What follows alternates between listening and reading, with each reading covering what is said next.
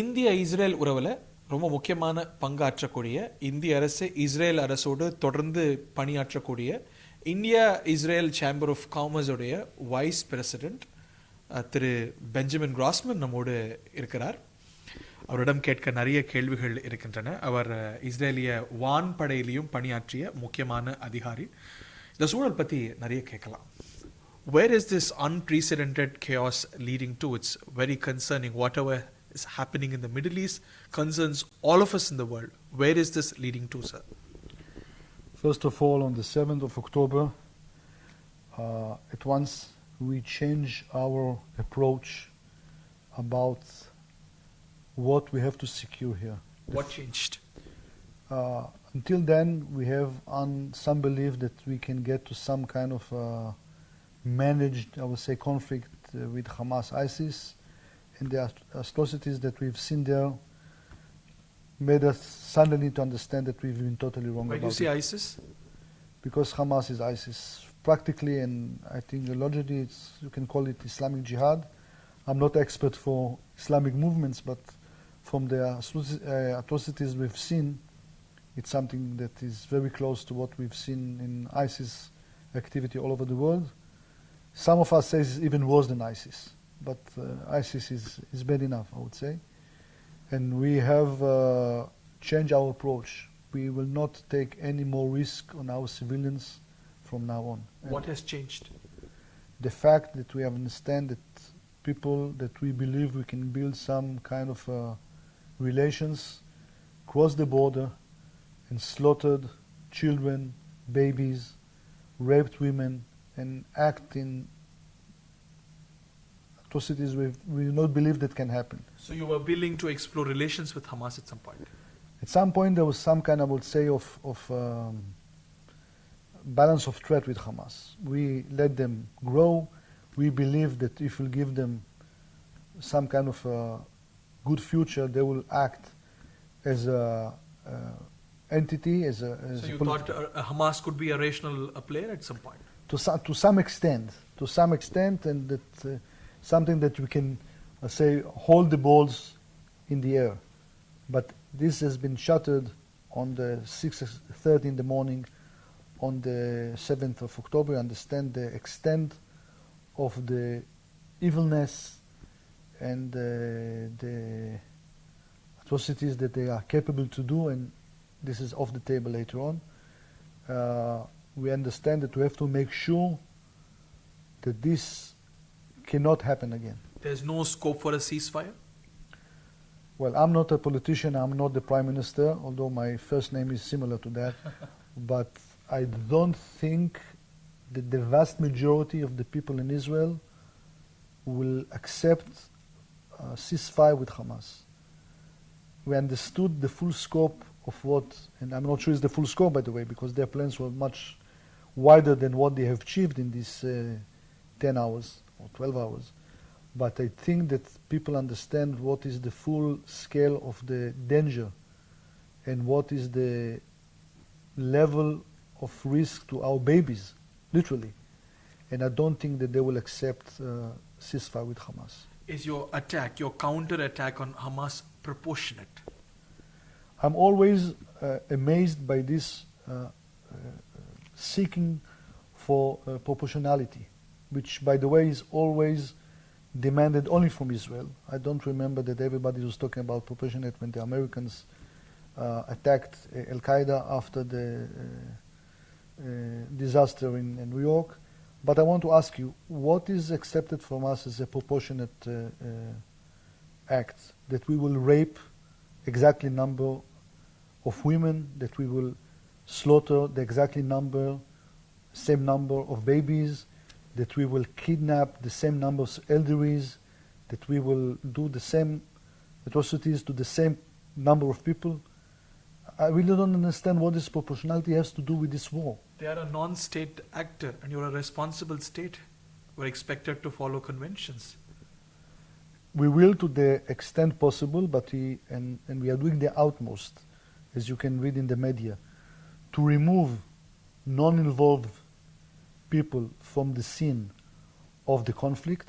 We are urging them to move from Gaza towards the south of Gaza, of the Gaza Strip, sorry. Hamas itself avoiding them from moving there. That's why we encourage them to go, because we don't want to be involved. But some call that displacement unjust. Some equate to Nakba, a catastrophe. It's nothing to do with the Nakba. And the Nakba was done by the own Arabs, okay, but this is for a different interview. I believe, me as a person, that's what I want to believe, that after this Hamas will be taken out of the equation and will be taken out of Gaza as both political and military factor, all those non-involved can go back and the Gaza Strip should be rebuilt, and these people should get dignity and secure life there. They cannot reach it. You expect Hamas to be decimated at the end of this war? Yes. This is very, very straightforward. There's no in between. Is it feasible?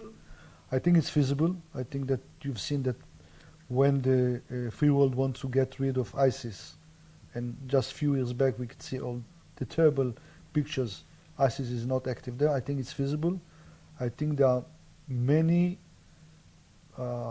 entities in the regions would like to get to this.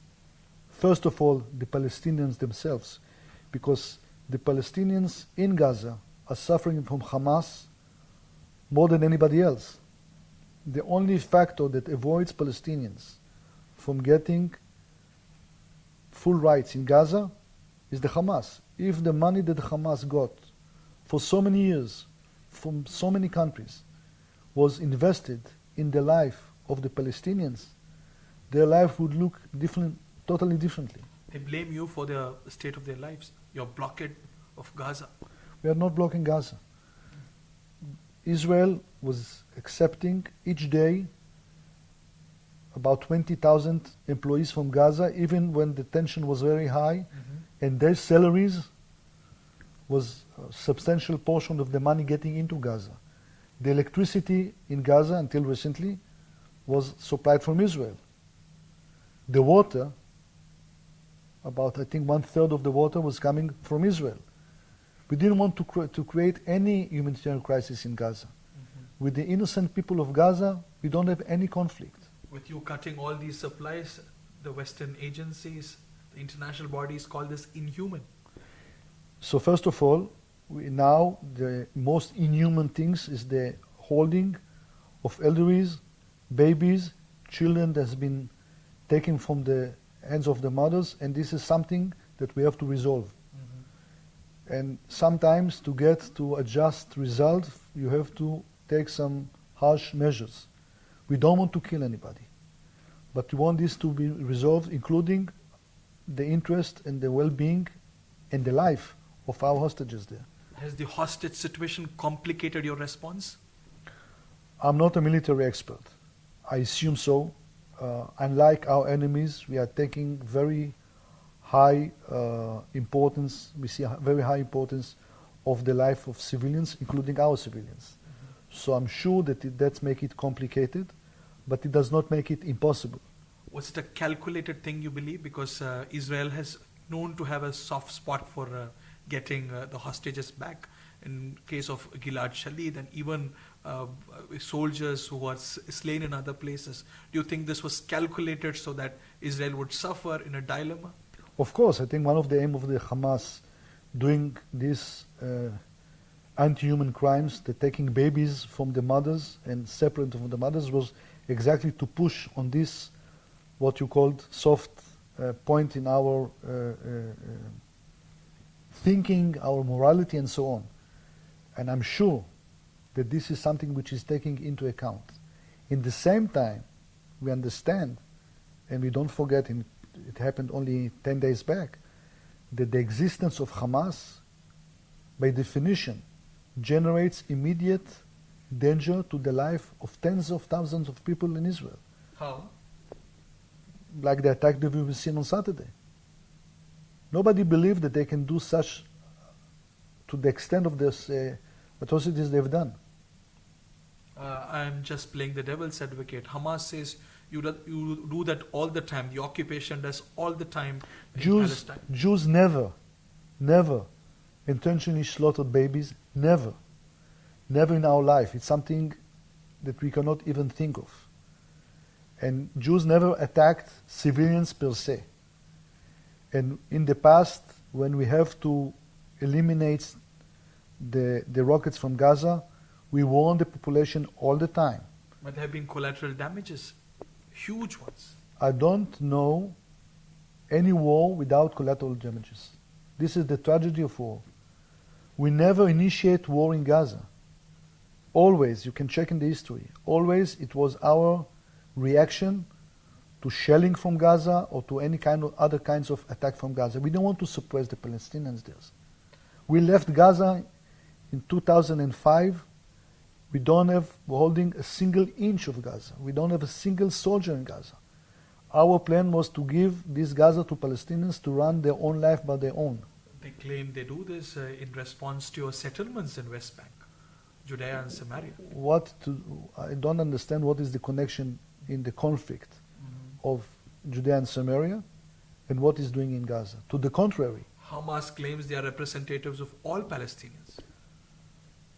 They can claim whatever they want, but the number one factor which suppressed the Palestinian life in Gaza is Hamas. The one which is the prisoner of the Palestinians in Gaza is Hamas. The fact is very simple. Go now and see that we open 2 humanitarian corridors from Gaza to the south, and we promise not to make a major offense in the south. But Hamas is blocking them because Hamas needs them as a human shelter. Hamas has 3 assets: the human shelter, the rockets, and the underground tunnels. This is their assets. The Hamas raison d'etre, the reason to live, is to kill Jews. These 3 assets is what enabled them so far to kill Jews. You spoke about the underground tunnels. Will this not complicate your ground invasion along with the other booby trap? Of course it will. And it's going to be very complicated. But we don't have any choice. You know, the secret sauce of Israel is the no choice. We don't have any other place to live. Now, this conflict was not over a land that we have occupied from the Palestinians. Those settlements that have been attacked are there from the anticipation of Israel, from 48. They have not been occupied from anybody now. Hamas says that every Jew should not be in the world. They want to, as a religion term, to kill us all. Well, there's something that unfortunately we cannot accept. I apologize for that. But unlike Judea and Samaria, in which there is a conflict, when the border is supposed to go over and will hopefully resolve it in some kind of negotiation, when it comes to Gaza, there's no land conflict at all. It's a purely Hamas-ISIS effort to kill Jews. That's all. Hypothetically speaking, if you manage to dismantle Hamas... I hope it's not hypothetical. Okay, please go on. If you manage to destroy Hamas, what next? What post-Hamas in Gaza? First of all, I think that anything that will be there is better than Hamas, not only to us, also to the Palestinians. Now, there are some alternatives, but I think that altogether, this conflict will be finished by some kind of a bigger picture resolution. I think that the Palestinian Authority will have to take part of that because they are the one who's supposed to take care of the Palestinians. They're supposed to do it according to the Oslo agreements in the past, but Hamas took over there. And I think that the moderate countries around us, the non-Shiites, the Sunni, okay, like Saudi Arabia, like Egypt, which have an interest of stabilization in this region, will have to take care of that as well. I believe that if we can offer the Palestinians there a peaceful horizon of good, peaceful life, like Israel tried to offer them, I think, and we'll take out the equation the jihadi Islam out of the equation, I think that we can find a reasonable solution. Do you believe the silver lining is this could lead to a permanent solution? I don't know what is the permanence. We are living only for 75 years, so permanent is something which is too big for us to listen, to think about now. But listening to what people here wants, we want a stable long-term solution in which all the parties understand they have to live one with the other. A two-state solution? To some extent I believe so. It's obvious to me that the state of the Palestinian state should be demilitarized. We cannot, after this trial with the Hamas, we cannot afford rockets and rockets plans and things either from the Gaza area or also from the Judea and Samaria. And the Oslo agreements was supposed to lead to that. Now, I don't want to go to the blame game, although I have my personal opinion. Some blame Israel for weakening the Oslo Accord and weakening the Palestinian Authority. My opinion, that the Palestinians under Arafat mainly did not have a full intention to fulfill the Oslo. And by the way, the Oslo agreement was intermediate. It was supposed to lead to negotiation. Now there are many sensitive points to resolve. But we have a Siren. I am sorry. I'll take you to the safe room. Right. We have time. Slowly. Don't worry. Right. Come. Relax. நம்ம ஒரு பேட்டிக்கு நடுவில் இருக்கோம். இந்த பேட்டிக்கு நடுவில் இருக்கும்பொழுது சைரன்கள் ஒலிக்குது. இப்போ நம்ம போகிறது ஒரு பாதுகாப்பு அறைக்கு. நம்ம போகிறது பாதுகாப்பு அறைக்கு. சைரன்கள் ஒலிக்கும் போது இஸ்ரேலியர்கள் இயல்பாக இங்கே போயிடுவாங்க. இது அவங்களோட வழக்கமான ஒரு விஷயம் தான். பங்கர் அப்படின்னா வேற மாதிரி இருக்கும் அப்படின்னு நினைச்சீங்களா? This is our bunker. It looks like an office. Why do you call this a bunker? A safe nice room. office. Actually, this is a air system that we can get a clear air. We have lots of Coke and Sprite if you want, and water. And we can why is this a safe room? How is it different from other rooms? Okay. So it's made of concrete, reinforced concrete, and we have ladders that you can take out if there is some crisis. And the doors are also bomb-proof. Are they supposed to be closed? Yes. Actually, I'm supposed to close them now. So it's concrete. So it's made of concrete. There is a standard of the authorities how to build it. It's compulsory in all new buildings, I think since 2000 something, to include it in every floor. And people can live here for a long time. Long time, I said? It's manageable, it's livable? It's manageable, you can, So the engineering and the kind of infrastructure, the protocol is as per the Israel government's... Yeah. I see. Totally, yes. Right. And every building has a bunker? All the new buildings. New buildings. Yes. And the rest of the buildings have access to bunkers? Yes, most of the buildings has bunkers in the underground, but you have to go down in some floors.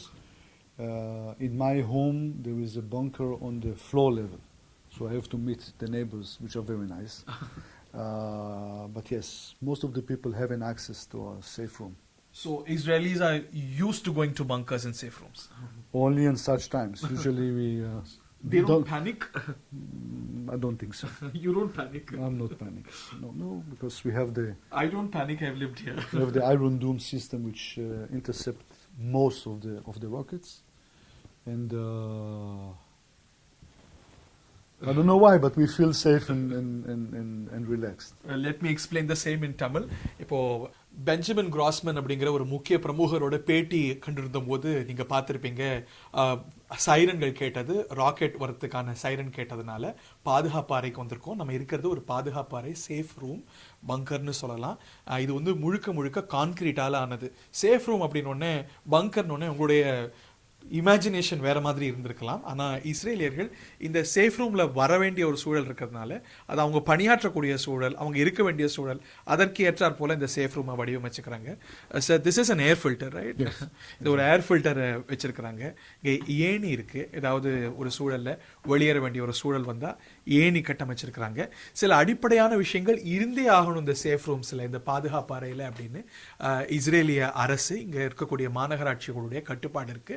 அந்த அம்சங்கள் இருந்தே ஆகணும். கான்கிரீட்டால இருக்கணும். இதுல engineering ஸ்ட்ரக்சர்ஸ்ல சில வழிமுறைகள் இருக்கிறது. அதன் அடிப்படையில் கட்டப்பட்டிருக்கக்கூடிய ஒரு சேஃப் ரூமுக்கு வெளியில ராக்கெட்டுகள் வந்து சைரன்கள் ஒலிக்க இங்க வந்திருக்கும். இஸ்ரேலியர்களுக்கு இந்த மாதிரியான அசாதாரண சூழல்ல பழக்கமான அறை, இந்த மாதிரியான அறைகள் எல்லா கட்டிடங்கள்லையும் இருக்கு. புதிய கட்டிடங்கள்ல 2006-7க்கு பிறகான கட்டிடங்கள்ல கண்டிப்பா இருக்கணும். அப்பதான் பர்மிட் கொடுப்பாங்க. பழைய கட்டிடங்களுக்கு பக்கத்துலயும் இந்த சேஃப் ரூம்ஸ் எல்லா பகுதிகளிலும் இருக்கு அப்படிங்கிறது குறிப்பிடத்தக்கது. இஸ்ரேல்ல இந்த அசாதாரண சூழல்ல செய்திகளை உடனுக்குடன் தெரிந்து கொள்ள உடனே சப்ஸ்கிரைப் பண்ணுங்க.